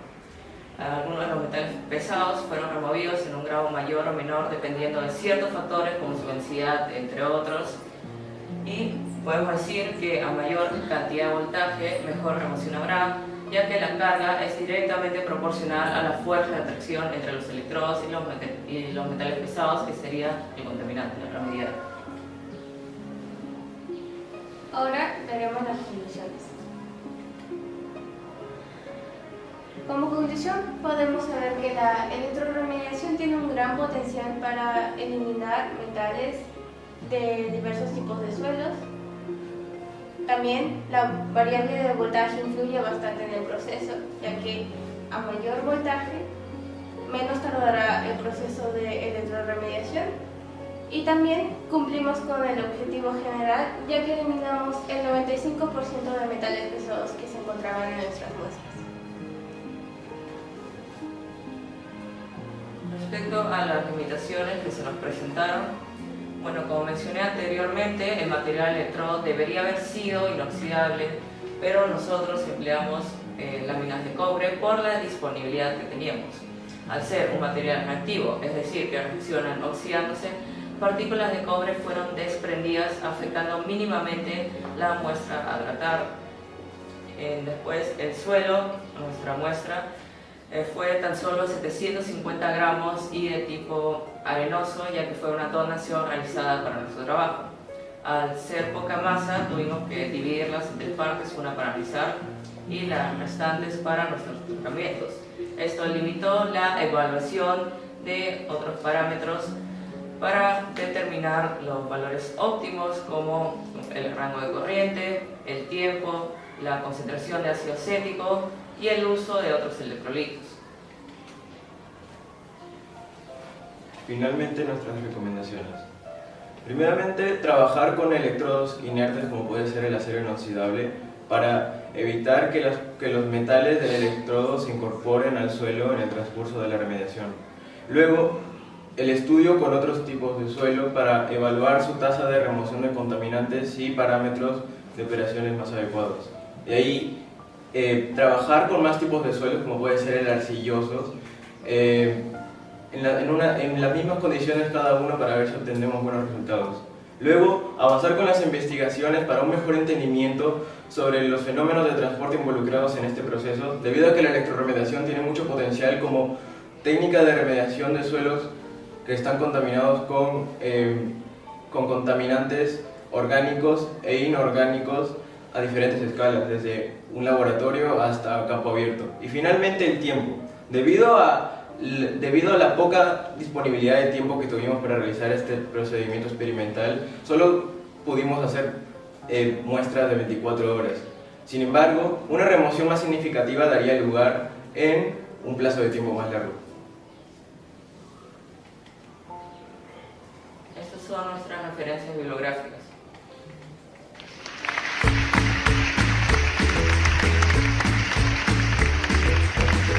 Gracias.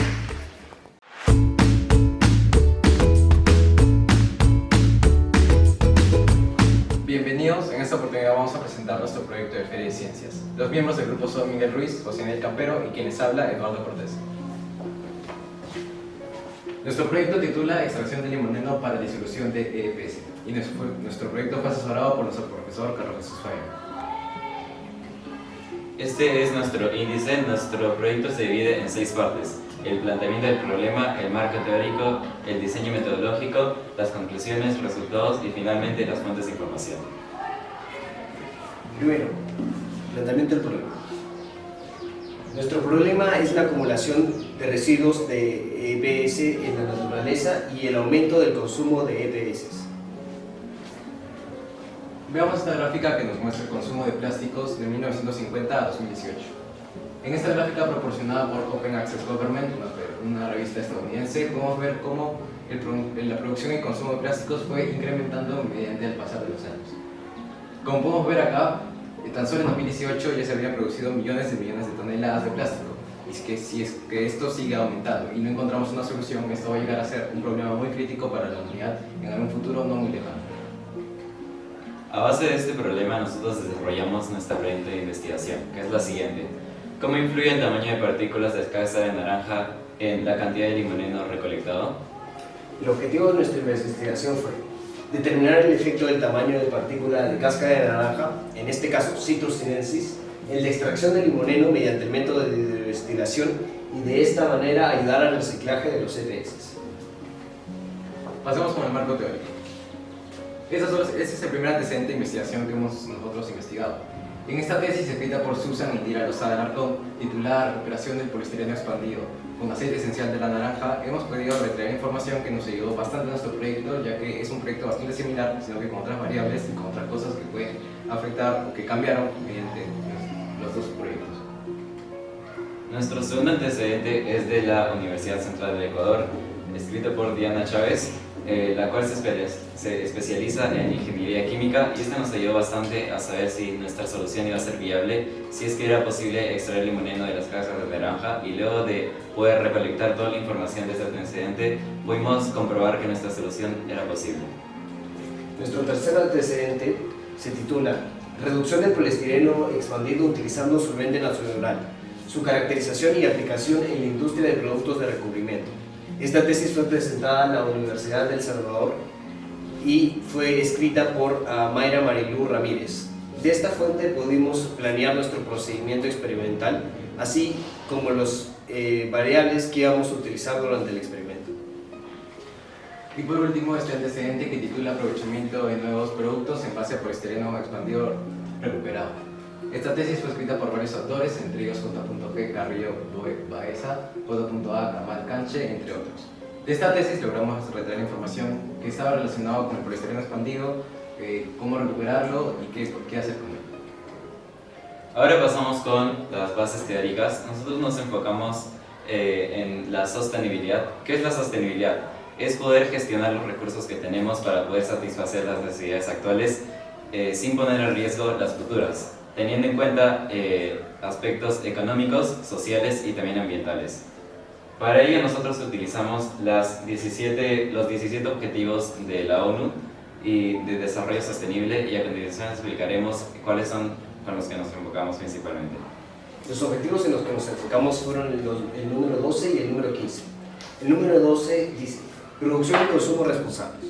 Ahora, esto se relaciona con nuestro experimento debido a que el poliestireno es un producto que los humanos suelen consumir en grandes escalas y con otros tipos de plástico. Ahora, este material no suele ser reciclado, así que el tener un método de poder volver a usarlo, tener una economía circular sería de gran ayuda para proteger al ambiente. Y esto también apunta a nuestro objetivo número 15, vida de ecosistemas terrestres. Bueno, el poliestireno suele poluir estos ecosistemas y dañar a los animales que viven dentro de ellos, así que hacer una solución para reducir su cantidad en el ambiente podría beneficiar grandemente a los ecosistemas terrestres.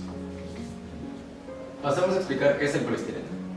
El poliestireno es un polímero, es decir, un conjunto de monómeros, y en este caso el estireno. Como podemos ver ahí, el poliestireno es un material blanquecino, translúcido, con una baja densidad. Este material viene a ser el material base para la producción del poliestireno expandido. Bueno, a base del poliestireno se puede desarrollar el poliestireno expandido.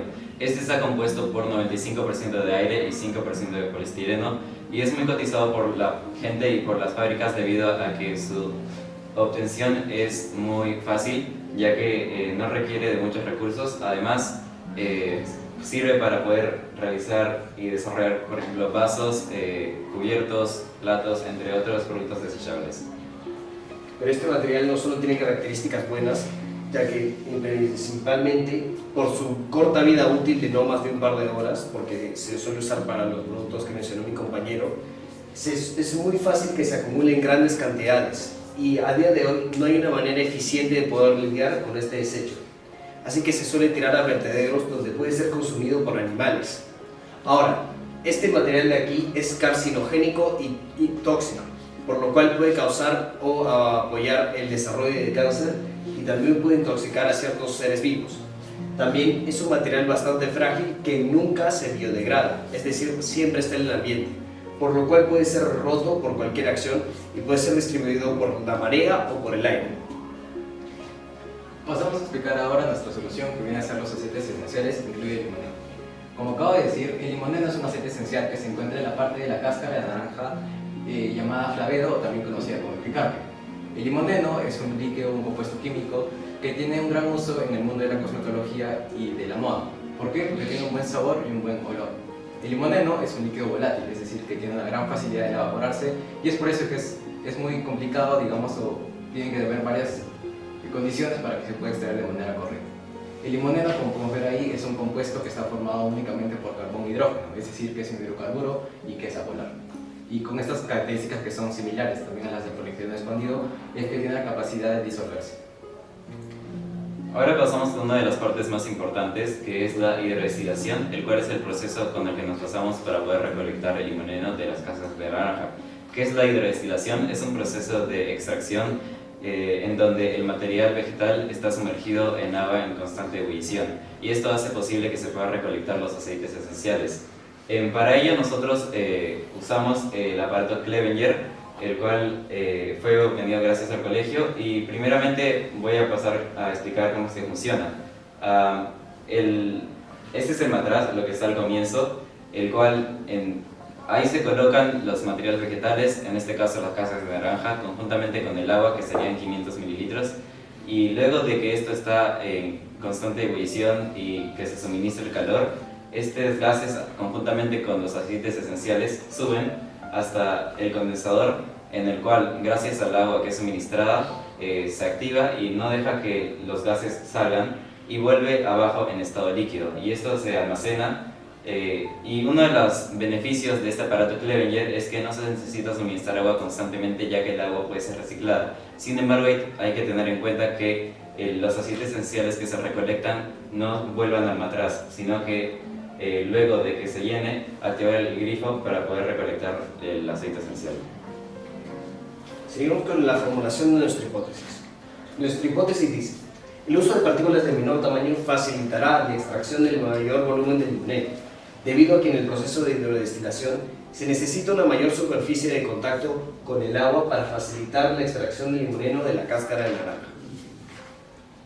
Pasemos ahora a mencionar nuestras variables. Nuestra variable independiente fue el tamaño de partícula de la caja naranja. En nuestro caso utilizamos tres: el grande, que son 4 centímetros cuadrados, el mediano, que son 0.25 centímetros cuadrados, y el pequeño, que está en formato de polvo. Nuestra variable dependiente es la cantidad de limoneno extraído, y una de nuestras variables controladas es el tiempo. Creemos que es importante controlarlo para así ver resultados que no sean afectados por el tiempo. Las siguientes tres variables controladas han sido utilizadas para que los resultados no varíen luego del proceso de hidrodestilación. La que podemos esperar ahí es el peso de las partículas, que nos aseguramos de que gracias a la balanza, cada una de las tres tipos de tamaños de partículas diferentes pesen 50 gramos. Seguidamente tenemos el volumen de agua, el cual era de 500 mililitros equitativamente para cada uno de los tamaños. Y finalmente el tipo de naranja, ya que nos aseguramos de que podamos obtener las cáscaras del mismo exportador para que los resultados no cambien. Seguimos con nuestro diseño metodológico.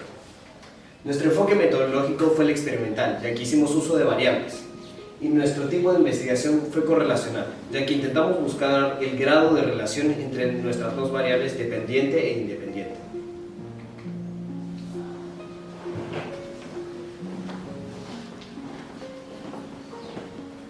Pasemos ahora con nuestros materiales y reactivos. El primer material, y digamos uno de los más importantes, es el Clevenger. Este material nos ayudó para poder realizar todo el proceso de hidrodestilación. También usamos las cáscaras de naranja, que fueron nuestra materia prima. Y por último, agua destilada. Seguidamente, los otros materiales que utilizamos han sido la arena, la olla de acero y el mechero Bunsen. Estos han servido para suministrar el calor de una manera uniforme al matraz y lo que tenía dentro. También utilizamos como materiales el condensador, el matraz y el molino eléctrico que usamos para triturar las muestras al tamaño deseado. Por último, utilizamos un cuchillo para poder cortar las cáscaras de naranja, la tabla de picar para no dañar la mesa y las bolsas Ziploc para poder almacenar la cáscara. Procedimiento experimental. El primer paso que tuvimos para la experimentación ha sido poder recolectar las cáscaras de naranja y seguidamente cortamos cada una de ellas a 2 por 2 centímetros cada una. Pesamos las tres muestras y nos aseguramos de que todos tuviesen una masa de alrededor de 90 gramos y las guardamos en 3 recipientes diferentes. Procedimos a secar nuestras muestras dentro de un hornillo por un día aproximadamente 60 grados. Luego de ello trituramos cada una de las muestras al tamaño deseado y pesamos cada una a 50 gramos. Nos aseguramos de vertir la muestra correspondiente al matraz junto a el agua de 500 mililitros aproximadamente. Después procedimos a instalar el dispositivo Clevenger y el condensador. Luego de ello prendimos el mechero Bunsen y también la llave para poder activar el condensador. Se recolectó tanto el agua residual del proceso como el aceite esencial que se quería y nos aseguramos de extraer el agua residual y guardarlo en un recipiente aparte. Después procedimos a enfrascar y guardar el aceite en esos pequeños frasquitos de vidrio. Ahora realizaré una demostración de nuestra solución final y cómo es que el limoneno puede disolver el poliestireno expandido.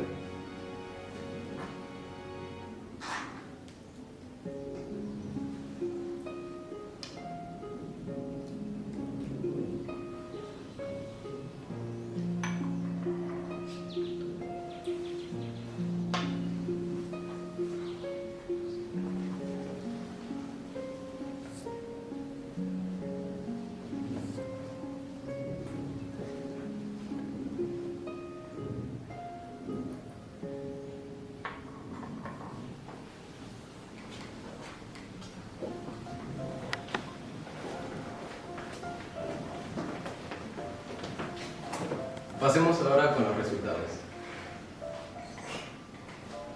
Bueno, esta es la primera tabla, la cual nos explica cómo es que luego del proceso de secado, la masa de cáscara de naranja, independientemente del tamaño, ha variado. Esto se debe a que luego del secado, cada uno de los tamaños de cáscara de naranja estaban en diferentes recipientes de diferentes tamaños, y nuestra conclusión final es que debido a la diferencia entre humedad, las masas han cambiado cada una. Nuestra segunda tabla apunta al porcentaje de humedad de cada una de las muestras, y a pesar de que este está un poco cambiado de muestra a muestra, se mantiene alrededor de 20%. Ahora, este porcentaje lo calculamos usando la fórmula de masa original menos masa después del secado sobre masa original por 100. Pasemos con nuestra tabla número 3, que son los parámetros de la hidrodestilación. Como mencioné anteriormente, utilizamos tres tipos de muestras: el grande, que son 4 centímetros cuadrados, el mediano, que son 0.25 centímetros cuadrados, y el pequeño, que está en tamaño de polvo o casi polvo. La masa que utilizamos fue de 50 gramos aproximadamente, con un pequeño margen de error. La cantidad o volumen de agua que utilizamos fue de 500 mililitros para los tres, y el tiempo que estuvo bajo la hidrólisis o bajo el tiempo del proceso de hidrodestilación fue de aproximadamente 1 hora y media. Esta es la tabla de los resultados que pudimos obtener de limoneno en los diferentes tamaños de muestra. En la cáscara de muestra grande pudimos obtener 0.5, siendo este el que recolectó menor volumen. Luego la cáscara mediana recolectó 3.4 mililitros, y finalmente la que recolectó más, la cual fue la cáscara de muestra pequeña, fue de 4.2 mililitros. Finalmente, nuestro gráfico número 2, el volumen de limoneno extraído. Ahora, acá se pueden ver las tres muestras y el volumen de limoneno que fue extraído de cada una de estas. En esta tabla podemos ver claramente cómo el tamaño de muestra, o el tamaño más bien de partícula grande, fue la que menos limoneno pudo extraer, y el tamaño de muestra pequeño fue el que más limoneno pudo llegar a extraer. Ahora, podemos ver que debido a la gran diferencia de una a otra, no puede ser que una de las variables haya podido influenciar, ya que es una diferencia muy significativa. Por último, pasemos a nuestras conclusiones. Primero, concluimos que para el proceso de hidrodestilación es más conveniente el uso de partículas pequeñas en formato de polvo para poder extraer la mayor cantidad de aceites esenciales, por lo cual la hipótesis planteada fue correcta. También concluimos que el uso de tamaños de partículas en la hidrodestilación de 4 centímetros cuadrados o más no son eficientes para la extracción de aceites esenciales. Finalmente, concluimos que el proceso de hidrodestilación es capaz de una gran eficiencia con el propósito de extracción de aceites esenciales. Pasemos con nuestras recomendaciones. Recomendamos el secado de las cáscaras de naranja antes del proceso de destilación entre 40 y 50 grados aproximadamente por 18 horas o un día. Se recomienda el uso de agua basta para por lo menos cubrir la muestra dentro del matraz sin excederse más de 1 centímetro, ya que esto podría llegar a afectar la rapidez y cómo se hace el proceso de destilación. Luego, la siguiente recomendación es que se utilice un material insulante para poder suministrar el calor de una manera uniforme en el matraz y lo que tiene adentro. Y la última recomendación sería que se utilicen soportes para asegurar una seguridad, ya que específicamente el aparato Clevenger es un dispositivo frágil, por eso hay que tener mucho cuidado con ello. Por último, nuestras limitaciones. La principal, y creemos que la limitación más importante que tuvimos, fue la falta de una manera adecuada para poder controlar la temperatura que producía el mechero Bunsen, ya que creemos que esta nos pudo haber afectado en la cantidad de limoneno que logramos extraer. Y la otra limitación ha sido que la preservación de las naranjas pudo haber sido afectada, ya que la extracción no se hizo en el mismo día, a pesar de que se hayan refrigerado en el mismo momento. Y por último, nuestras fuentes de información.